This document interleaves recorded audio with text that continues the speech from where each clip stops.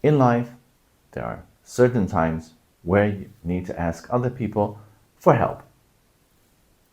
It might be because you are moving house and you have to ask a friend if he can help you next weekend. Or it might be something more serious where somebody has fallen in the water and says, "Help, help, I can't swim." Usually in English, in all instances, you use the word help. In Chinese, it's a little bit different. So in this video, you are going to learn which word to use and when to use it. And it's all explained to you in plain and clear English. At the beginning, I said asking a friend to help you move house. What word would you use then in Chinese? Well, the word is 帮. First tone, 帮. And 帮 just means help. 帮我 means help me. Usually you put 可以 in front of it to be polite. In my other videos, I've also explained it's important to be polite. 你可以帮我吗? Can you help me? And after that, you can add a little bit more to the sentence. You can say, in the example of moving house, 搬家,你可以帮我搬家吗? 你可以帮我搬家吗? Don't forget the time next week. That's the next step. 你下个周末可以帮我搬家吗?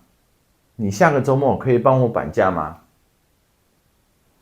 And a side note here, I don't believe in teaching you by speaking the Chinese very slowly. I've seen people do that. Even in Taiwan, I've seen people teach English that way. How are you? Where are you going? Could you tell me where the library is, please? It seems you are helping a student learn by speaking very slowly, but actually it's detrimental to progress. I don't believe in immediately saying it the fastest way possible because there are Chinese speakers that speak incredibly fast to the ears of people that are just starting out with Chinese. As you progress, then your listening will also progress, and at the end don't think that Chinese people speak very fast. You can understand the news, you can understand people in the street, but in the beginning that is not possible. But I also don't believe in speaking so slowly in the beginning because that is not natural. You have to learn natural Chinese. So I try to say it that you can understand it. You can differentiate, okay, where does this character, the pronunciation of this character end and the next one begin? But I also don't want to do it in a way that you speak like a sloth is moving. That is not natural and that is not good for you, for your Chinese. And I'm here for you, to teach you. And I hope that you will improve. That is my wish. And that is why I make these videos. 我帮你们学中文. I help you learn Chinese. Back to 帮, the word for help. You do have to be careful. Let me give you an example. When I was working in Taiwan, a coworker asked me to come over. And she said, she spoke English to me. She said, "Could you help me move this table?" So I said, "Okay." And I grabbed the table at one end and I saw her leave the room. And I called her back and said, "Wait a minute, what are you doing?" "Yeah, you helped me move the table." "No. What do you mean? Because you asked me to help you and now you walk away." And then I thought, wait a minute. She said English, but she was thinking Chinese. So sometimes 帮我 can also mean do it for me. So what she meant to say was, could you move the table for me? So 帮, then the person, and then after that, what you want to be done can also mean for me. So the person will not stay to do it together with you. At your job, maybe you work at a company where the main language is Chinese. I've worked at a company like that for years. So you might run into a situation where a colleague will ask you, 你可以帮我发邮件吗? Which means, can you send this email for me? And it doesn't mean that you will hold his or her hand and then press the keys on the keyboard together with her and send the email. It just means, can you do that for me? So 帮 can mean help and do it for me. And again, add 可以, 可不可以, 请你, 麻烦你, be polite. 你可以帮你哥哥买菜吗? It means, can you help your brother get vegetables or get groceries? Doesn't necessarily have to mean that you and your brother walk to the supermarket or to the market together and get the things you need. It means, could you go to the supermarket and buy this for your brother? The general word for help is 帮忙. 帮 means help, and 忙 means busy. So help and busy to help. In Chinese, you will often see that. So two words that are quite similar, two words that have a similar meaning, together will have that same meaning. 你可以过来帮忙吗? Can you come over here and help? So the sentence could also be 你可以过来帮我吗? But this means, can you come over here and help me? But maybe there's more people that need help and you just want to use a general word. Can you come over here and help without stating whom has to be helped? So you say 帮忙. 他不愿意帮忙. He is not willing to help. So 帮忙 is the general word for help. You also have 帮助, which also means to help. 帮, again, help. 助 is more like assist. And 帮助 is often used as a noun. To be helpful is 有帮助. To have the help, to have the support, to have the assist. So 有帮助 means to be helpful. 这个药对头痛很有帮助. This medicine is very helpful against headaches. It's very good for headaches. Literally, it helps against headaches. 如果你学中文，每天看台湾的连续剧很有帮助. If you're learning Chinese, it's very helpful to watch Taiwanese soap operas every day. So you had 帮助, 有帮助, be helpful.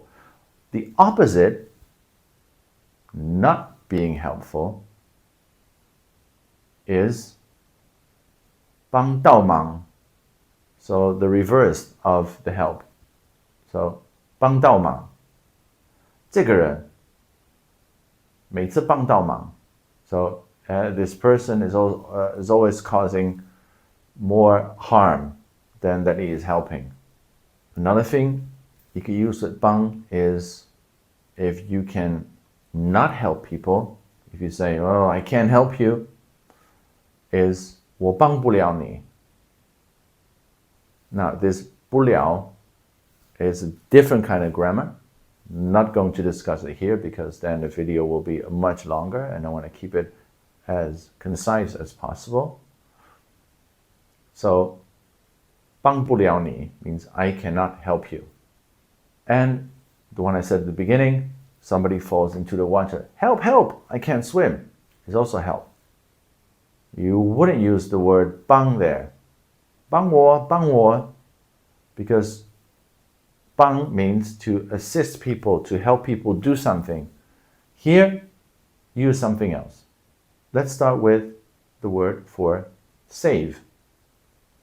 救人 is to save people. 急救 is to emergency, or more like to provide help in an emergency. So more something like first aid. 急救. Your life is 生命. Now, why do I say this? It'll all be clear. 救命 means to save the life. So when hopefully not, but again, like my other videos about the medical words, go check them out. It's better to be prepared. So when something bad happens to you, when you're in a Chinese-speaking country and you need help right now, shout the top of your lungs, 救命! 救命啊! You can add ah to it, that's more natural. But I think if you are in a situation like that, you're not really concerned. I'm getting mauled by wild animals. Okay, am I sounding natural crying for help? But just to let you know, the person that fell into the water might shout, 救命啊! 我不会游泳! I can't swim. Another thing with 救. Let's say you have old pair of shoes, they're torn, they're broken, whatever, you cannot walk in them anymore. You would say, 我鞋子坏了. My shoes are broken. And you can add something very colloquial. 没得救. 没得救 means beyond saving. And you can use it for other things as well. So when things or people are beyond saving, you use 没得救. And that's an interesting one for the comments. So I'll be interested to know if you can think of a situation where you would use 没得救. Write your Chinese sentence and I will have a look at it. Now for the bonus tips. Asking for something. The first one, more like pleading. Use the word 拜托. And you will hear that a lot in the Taiwanese elections when people drive around in their cars or they go to the temples or the shopping malls or wherever to get votes. They will hold their hands and will say 拜托拜托拜托拜托 please please please vote for me 拜托拜托. But you can also use it in normal sentences in your everyday Chinese. 拜托你关一下门. So the 拜托你 means just say please. So it means I am pleading to you, but you wouldn't translate it like that. It just means please 关一下门. Close the door. So it means please close the door. And it's more like come on. It means somebody has left the door open. You would say 拜托你关一下门. It means what are you doing now? Close the door. So it means like you should have known that you had to do this. So please, could you go do it? This is a bit of a cliche. Husbands that leave the toilet seat up. 老公，拜托你把马桶盖盖起来. It means husband, come on. Put the toilet seat down. For God's sakes. And you have more of a demand. Demand is 要求.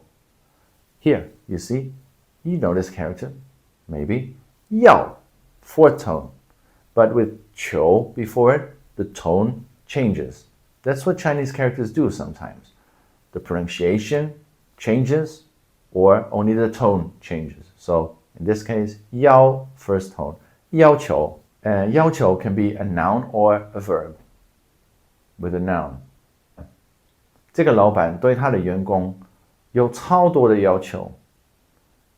This boss has a lot of demands for his workers. And this is an interesting one because in English, you would translate it more like this boss demands a lot from his workers. But in Chinese, you would use a noun for that. 我爸爸要求我们每天打扫我们的房间. My father demands that we clean our room every day. So there you have it. You know a little bit more about how to ask for help and how to understand when other people ask for help, and you've learned some new Chinese expressions. So go out, practice with what you've learned, have fun learning Chinese, and 继续加油!